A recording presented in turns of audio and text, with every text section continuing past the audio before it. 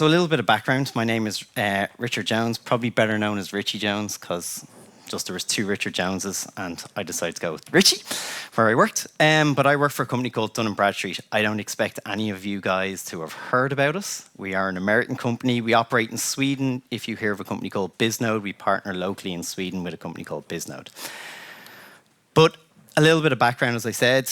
We've been in business about 170 years, and we've been in the API space for over 20 years. So we've been building, servicing, monetizing APIs in the space for about 20 years, and have a lot of experience in rolling APIs out and how you actually integrate them into your business. We're headquartered in the US with partners all over the world, and we specialize in commercial data and business information. So a lot about what does this business do? What markets do they work in? Are they a good credit company? Should you market to them? That's the space that we operate in today. And then a little bit about me. I've been with D&B over 8 years. I am still one of our API product directors. And now I have a global focus where I look over all of our technology roadmaps. So any of our assets that we deploy, develop, or give to our consumers, which are either our direct products that consume us or customers that buy directly from us or our partners, I look after all that infrastructure, which, strangely enough, is all driven by APIs. Strange that the API product manager would be responsible for the API platform, but that is the bit that I get to look after. So, why would you want to integrate your API platform into your business? Just because you have an API does not mean you have to be an API business. It's a good idea, but you do not have to be. Not every API that you have in your company needs to be exposed to a customer. Not every API can be monetized. I hate to break it to my CEO and my chief revenue officer that not everything that we do internally can actually be thrown out at a customer as an API to use. So why do we do it? We do it for syndication. So we want to get our content into as many places as possible. We want to be where our customers are and where they want to be. So traditionally, D&B, we would have produced what were known as credit reports. They were big, written, big reports that we would have sent out. We then converted them into HTML, strangely enough. They look the exact same, but we're in HTML, and we put them into a web page. Now what we find our customers want is they want the data wherever they are today. So whether that's on a mobile app, whether that's on their desktop, or whether that's integrated into their back end, they now want that data. And our job is to get that. The best way to do it is APIs, moving away from HTML, moving away from pre-formatted reports and giving it to the data so they can consume it. Value creation. So where we actually see a huge upsell and then also a cross-sell with our customers is our customers will consume our UI products, but will also want our API products. A lot of our larger customers will want the UI product because it's cheaper to actually use our UI product and build your own. But they then also want that API integration into their back end. So that means their back end systems are getting the same data as their front end systems get. Innovation. I would love to run a team that had a huge amount of time allocated for innovation. We don't get that. So APIs allow us to deploy our APIs into the market and get customers to do innovation on top of them. Some of that innovation we leave with the customers, it's their logic. Some of those customers have actually become partners as we've actually taken the innovation that they've done and looked for ways of reselling that into the market. So we use a combination of these approaches to actually help innovation, drive innovation. We see a lot of our development teams get a huge amount of innovation case studies from our customers. The way our customers use our APIs is not the way we expect them to be used in a lot of cases. So we now spend a lot of time bringing some of that feedback back to the development team, making sure that when we build our APIs and we continue to manage them, that they are taking this feedback into consideration when we do our design. And the third part is white labeling. We want to put our content into other services, into other products, and actually then allow that to be used by other places. We have a large deal with a large CRM platform where our data is pushed into their product, and that's actually helped to infuse customers' data to make that actually better. Customers under the hood don't really know that they're using us. They do see a little logo at times, but they get our data as part of that. See it as, I want to be for company data what Intel Inside used to be on laptops. You never have to worry about the Intel processors are there. You just know it's there and it works along in the background. So how do you integrate?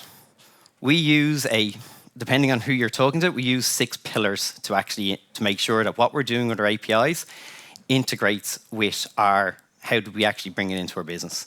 So we use business strategy, governance, platform, organization, design, realization, and marketing and evangelism. I will talk a little bit more about each of those as we go through it. Our business strategy. So we have a saying inside, it's actually pinned on my desktop, which actually says, an API without a strategy is fated for disaster. So I was at a conference one day and one of the customers asked us a question about having one customer on an API. That is my idea of hell. Your roadmap becomes your customer's roadmap. And that API it started off as a great idea and becomes fated just for what they want to do. And you get limited and limited reuse by still having to actually run the API yourself. So your API platform should be tied to your business strategy and vision. Your API platform strategy should be a set of principles and decisions informed by reality. The informed by reality part is something that we all have to include. There's market forces, laws of physics. I cannot move data quicker than the speed of light. It is just a fact of life. We are located in data centers. There's going to be latency between data centers. There's facts like that. There's also data. There's more and more regulations around how you actually manage data. Working in the data space and working globally, we have to look after the California privacy law, GDPR, and now the China set of laws that are coming out of China. So your strategy needs to be influenced by what's happening outside in the real world. The last part, you need to make sure that all of your business stakeholders are involved.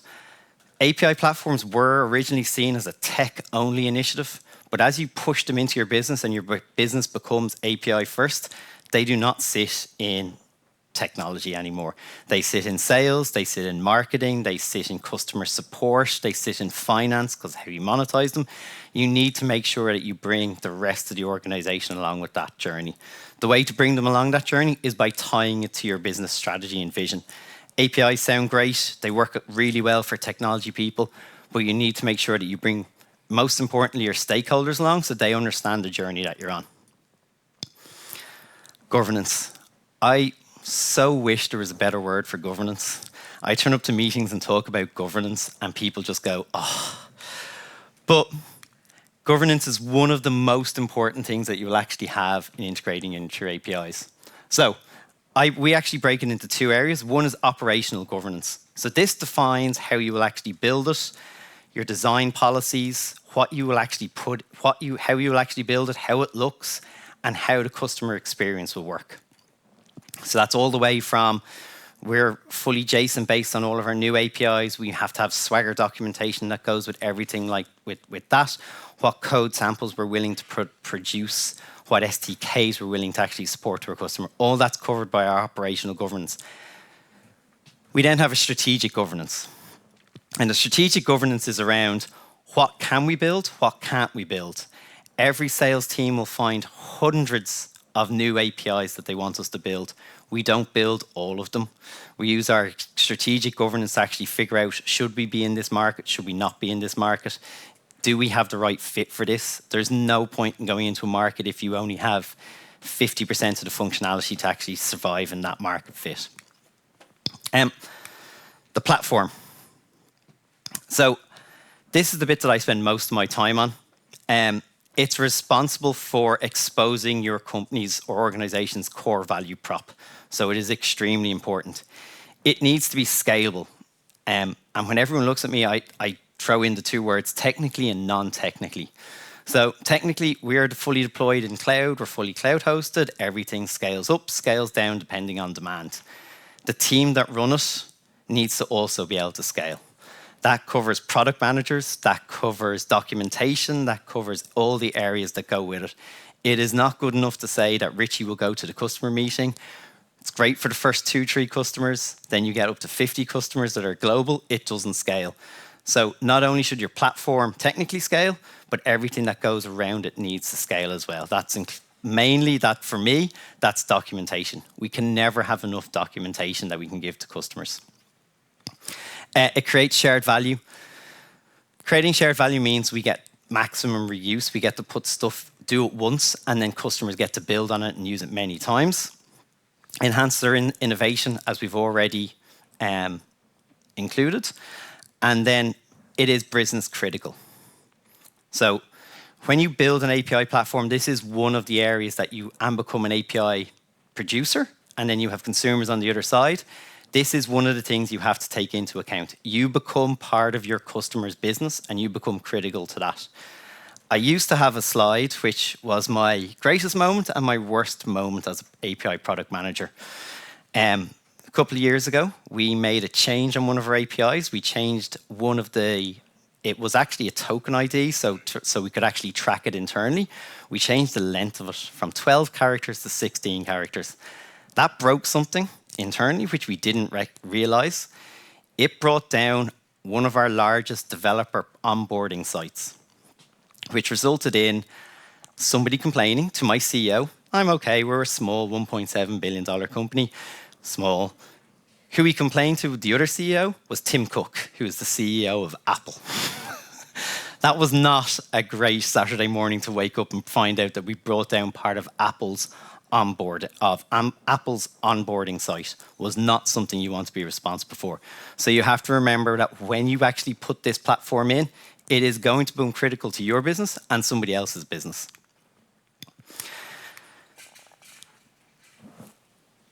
The organization.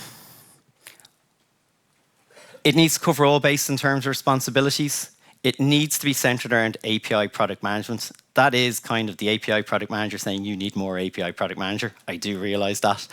But the API product management team needs to be responsible for the strategy of the APIs, the portfolio, managing it, and then the adoption. So also making sure that it's used. That team needs to make sure that they maintain a relationship with your customers and your partners, because that's where you're getting your feedback about how you're doing and where you're going.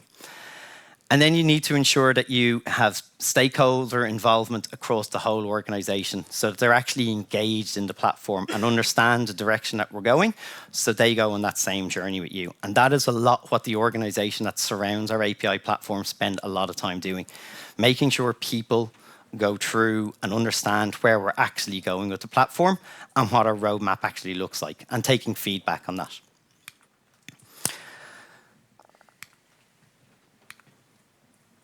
Design and realization.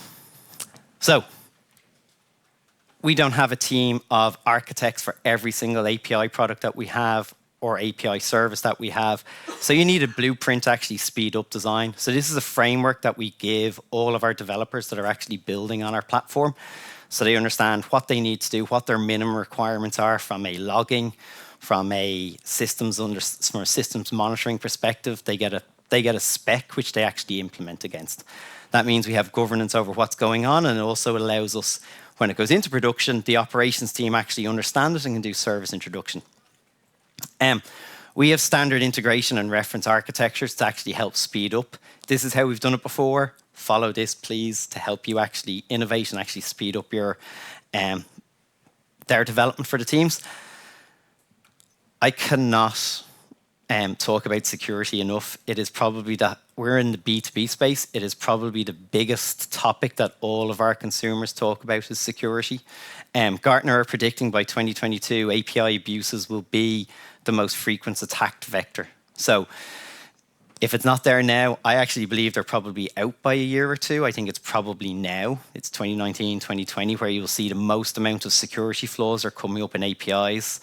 Equifax just had a large issue. There's a number of customers or a number of companies in the US that have also actually had it, and the fines are now massive for having security issues. So security needs to be embedded into your development process. It is not deploy it and then fix the security issues. It's fix the security issues as you're developing it is now the way you need your development teams to think.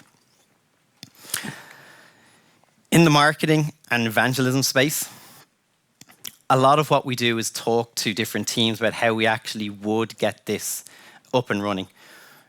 we have adopted a customer-centric way of thinking. So a lot of our user stories, everything that comes into the teams is all built on how would a user actually use this.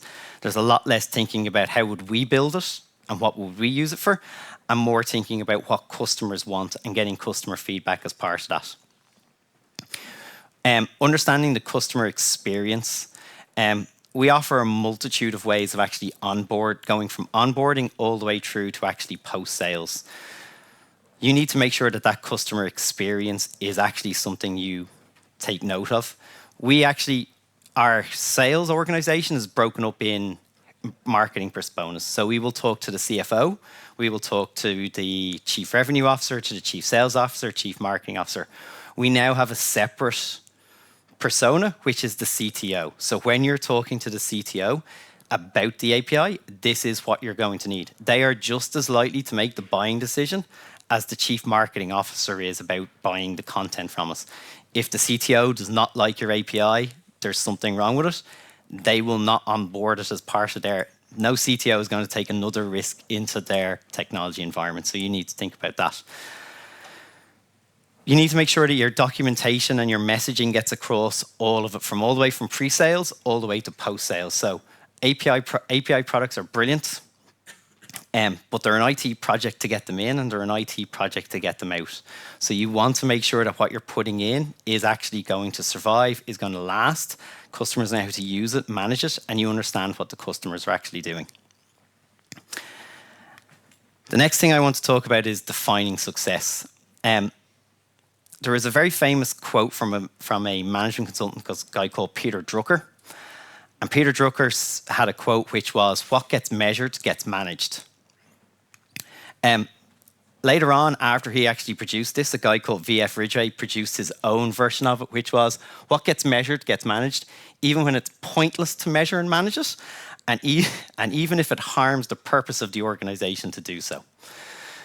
My point on this is, when you define success, you need to link your KPIs, key performance indicators, OKRs, whatever you're going to call them, to the success of what the organization are. Our KPIs are linked to our business strategy. There is a huge amount of vanity figures that you can produce, which is the number of API calls, the numbers of active developers. They are all really important metrics, but if they don't tie back to your business model, they're just vanity metrics, and you spend time trying to create these vanity metrics.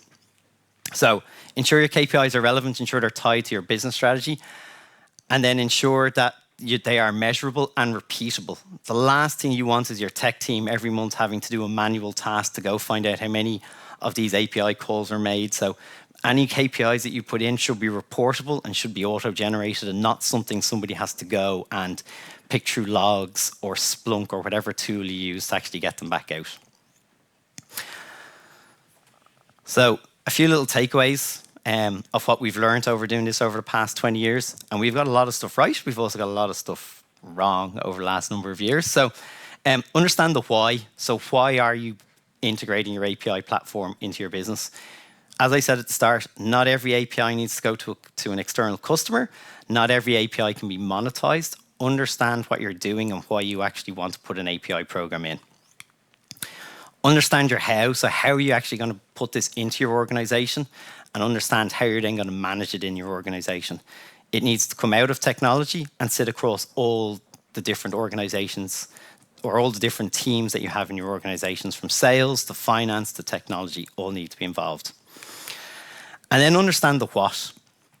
So understand what success actually looks like. Success is not always going to be, I got one API into production. You need to understand what success looks like for your company and understand how you actually measure and develop against that. That's it. So thank you very much for your time.